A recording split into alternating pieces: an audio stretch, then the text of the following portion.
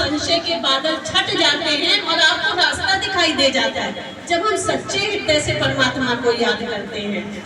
जैसे मान लीजिए अभी यहाँ पर बहुत सारे पंछी बैठे हों और हमें बैठना है तो हम सब क्या करेंगे, ताली बजाएंगे, पंछी स्वतः उड़ जाएंगे। हमें किसी चीज का निर्णय लेना है, कोई भी संशय को दूर करना है तो हमें प्रभु की शरण में जाना चाहिए। अपने आप आपको हर समस्या का हल मिलने लग जाएगा। राम कथा कली बिटप कुठारी, सादर सुन गिरिराज कुमारी। राम कथा सुंदर करतारी, संशय विहंग उड़ान निहारी। तेरा सब संशय भागेगा, मेरा सब संशय भागेगा।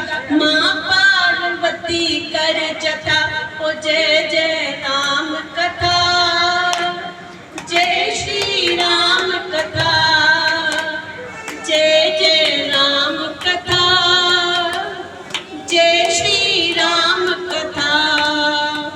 सभी स्थानों पर श्रोताओं के सम्मुख वक्ताओं ने कथा की महिमा बताई है, किंतु चौथा घाट ऐसा है जहां पर श्रोता ही कथा की महिमा को बता रहे हैं। और चौथा घाट कौन सा है, अभी बताया था, नीलगिरी पर्वत पर कागभूषणी जी का आश्रम, जहां कागभूषणी जी वक्ता है और श्रोता है गरुड़ जी महाराज। किंतु यहाँ गरुड़ जी महाराज कथा की महिमा को बता रहे हैं, अन्य स्थानों पर वक्ता बता रहे थे, यहाँ श्रोता ही बता रहा है। जब वे कागभूषणी जी के आश्रम में पहुंचे और वहां की सुंदरता मनोरम दृश्यों को देखते हुए जब आत्मा में एक आनंद का अनुभव हुआ, शांति का अनुभव हुआ, तो वे स्वयं ही गाने लगे। सुनऊ तात जेहि कारण आयो, सो सब भय दरस तब पायो। देखी परम तब आश्रम सुंदर, गयो मोह नाना संशय भ्रम। अब श्री राम कथा अति पावनी, सदा सुखद दुख कुंज नसावनी। सादर तात सुनाओ मोहि, बार बार बिनु प्रभु तोहि।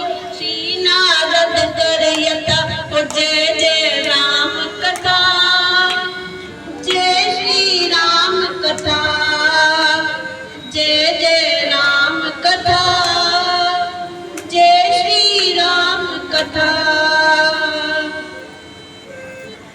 एक बार फिर हम लोग भारद्वाज मुनि के आश्रम प्रयाग में पहुंचते हैं, जहां पर याज्ञवल्क्य जी कथा का गुणगान कर रहे हैं। एक बार माघ मास में जबकि कुंभ का मेला होता है, सभी ऋषि मुनि संत गण प्रयागराज पधारे और मेला पूरा हो जाने पर स्नान आदि के पश्चात वे सभी अपने अपने आश्रमों को लौट गए। किंतु भारद्वाज ऋषि ने याज्ञवल्क्य ऋषि को प्रेम सहित वहां पर रोक लिया और उनसे विनय की कि प्रभु मुझे बताइए, मेरे मन में एक बहुत बड़ा संशय है, बहुत बड़ा भ्रम है। वो भ्रम यह है कि एक तो प्रभु राम है जो दशरथ नंदन है और दूसरे हैं जिन्हें शंकर जी भजते हैं। मुझे आप कृपया करके ये बताइए, ये दोनों एक ही हैं या अलग अलग है? याज्ञवल्क्य ऋषि जी बोले, मुनि मैं आपके मन की भावना को समझ गया, आप बहुत बड़े ज्ञानी हैं, आपको सब कुछ पता है, किंतु केवल आप भगवान की कथा का श्रवण करना चाहते हैं, इसलिए आप मुझसे यह बहाना बना रहे हैं। किंतु जिस प्रकार आपका हृदय भगवान की कथा में लगा है और आप कथा को सुनना चाहते हैं, तो मैं आपको यह कथा अवश्य ही सुनाऊंगा। तो सुनिए, एक बार भगवान शंकर माता सती के साथ में भगवान की महिमा को सुनने के लिए अगस्त ऋषि के आश्रम में पधारे। वे अगस्त ऋषि के आश्रम में गए तो जिस प्रकार जहां पर जो गुरु होता है, शिष्य जो सुनता है, वो उसकी आराधना करता है। किंतु शंकर भोलेनाथ तो परमपिता परमात्मा है। अगस्त ऋषि गुरु होते हुए भी वहां पर शंकर जी को देखकर दौड़ कर गए और उनका वंदन करने लगे। उनका पूर्ण वंदन करने के पश्चात उन्होंने प्रेम पूर्वक भगवान की कथा करना प्रारंभ की। किंतु सती माता संशय में आ गई कि यहाँ तो अगस्त ऋषि मेरे पति का वंदन कर रहे हैं, जबकि हम लोग तो कथा सुनने आए हैं, हमें प्रणाम करना चाहिए। ऐसी स्थिति में क्या हुआ कि सती माता का मन कथा में नहीं लगा और वे कथा को पूर्ण रूप से आनंद के साथ नहीं सुन पाई। कथा पूर्ण हुई, मैं थोड़ी जल्दी अब कहूंगी। कथा पूर्ण हुई और शंकर भोलेनाथ माता सती के साथ अपने आश्रम को पधारे। भगवान राम का ध्यान करते हुए भगवान प्रसन्न हो रहे हैं कि देखो प्रभु राम ने धरती पर जन्म लिया है, किस प्रकार मेरा उनसे मिलन हो, मुझे उनका दर्शन है। इधर रामचंद्र जी सीता माता को खोजते हुए दक्षिण दिशा की ओर जा रहे हैं। तब तक सीता माता का अपहरण हो चुका था। लेकिन भगवान एक दूसरे की मन की भावना को जानते हैं। प्रभु ने क्या किया, लक्ष्मण को बोले चलो थोड़ा उत्तर की दिशा में भी देख लेते। क्यों? क्योंकि वो जान रहे हैं शंकर जी मेरा दर्शन करना चाहते हैं। और शंकर जी कह रहे कैसे भेंट हो, और शंकर जी कहाँ जा रहे हैं? उत्तर में कैलाश की ओर। तो रामचंद्र जी दक्षिण जाते जाते उत्तर दिशा को चल दिए। अब जब वो उत्तर दिशा को जाने लगे, प्रभु ने दूर से शंकर जी ने रामचंद्र जी के दर्शन किए, अति प्रसन्न हुए। उनका रोम रोम पुलकित हो गया, नेत्रों से प्रेमाश्रु बहने लगे। ये अश्रु दुख के नहीं थे, खुशी के थे। इस प्रकार की खुशी के कि देखो प्रभु कितनी सुंदर लीला कर रहे हैं। जिस प्रकार एक अभिनेता जब बहुत सुंदर अपने रोल में डूब जाता है तो सब दर्शक तो रोते हैं, किंतु माता पिता नहीं रोते, वो आनंदित होते कि मेरा पुत्र कितना अच्छा अभिनय कर रहा है। यहाँ शंकर जी के अश्रु का भी यही मतलब था कि रामचंद्र जी कितना सुंदर अभिनय कर रहे हैं। किंतु सती माता के मन में संशय कायम रहा कि अरे ये तो स्त्री के वियोग में रो रहे हैं, ये भगवान कैसे हो सकते हैं। उन्होंने प्रभु शंकर जी से पूछा। शंकर जी बोले आप स्वयं ही परीक्षा ले लीजिए।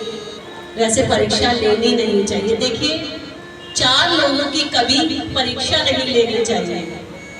संत की, मंत्र की परीक्षा कुंती माता ने ली थी। कभी किसी संत की परीक्षा ना ले। और इसके साथ साथ जब वे परीक्षा लेने के लिए चली, किसी ग्रंथ की परीक्षा नहीं लेनी चाहिए। किसी सत्ग्रंथ की परीक्षा ली गई, रामचरितमानस की, सर्वोपरि मिली। तो सती माता शंकर जी को प्रणाम करके चली सीता माता का रूप बनाकर। उनके सामने सीता माता नहीं बनी, जब आगे बढ़ी तो सीता माता का रूप धर लिया और रामचंद्र जी के आगे आगे जाने लग गई। उन्होंने सोचा देखे प्रभु पहचानते हैं कि नहीं। रामचंद्र जी तो पहचान गए, ये तो सती माता है। लक्ष्मण भी समझ गए कि सीता माता रामचंद्र जी के पीछे चलती है, आगे नहीं चलती। तो ये तो सीता जी नहीं, ये सती माता है। रामचंद्र जी ने सती माता से कहा माता भोलेनाथ कहाँ है? सती माता कांप गई। मैं समझ गई कि ये तो प्रभु है। अब उनको रामचंद्र जी की लीला व्याप्त हुई। हर पत्ते, हर कण, हर स्थान पे उन्हें राम, सिया और लक्ष्मण जी नजर आने लग गए। सती माता भयभीत हो गई और तुरंत उनको प्रणाम कर लौट आई। शंकर जी ने पूछा कि क्या हुआ, परीक्षा ली? यहाँ सती माता ये भेद छुपा गई और डर कर बोली नहीं प्रभु मैंने परीक्षा नहीं ली, मैंने उन्हें दूर से प्रणाम किया और मैं लौट आई। किंतु शंकर जी ने अपने नेत्र बंद किए और समस्त दृश्य को देख लिया। दृश्य को देखते हुए समझ गए कि सती माता ने क्या किया है, सीता माता का रूप धरा है। और अब उन्होंने मन में विचार किया कि ये रूप अब मुझे पत्नी के रूप में स्वीकार नहीं।